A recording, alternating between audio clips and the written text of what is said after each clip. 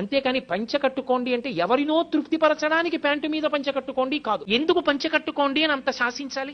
Pant వేసుకుని చొక్కా వేసుకుని పూజకి వెడితే ఫలించదా?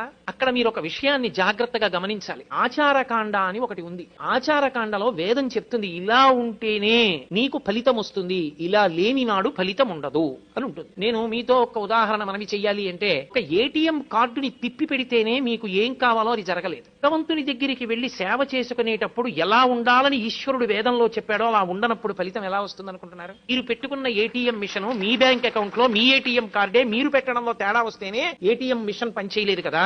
అటువంటప్పుడు పరమేశ్వరుని యొక్క సేవ చేసి విశేషమైన అనుగ్రహాన్ని పొందుదాం అనుకున్నప్పుడు ఇలా ఉండనప్పుడు అది కుదరదు. ఈశ్వరుడు అన్నప్పుడు అలా ఉండకుండా పొందుదామని ఎలా అనుకుంటారు?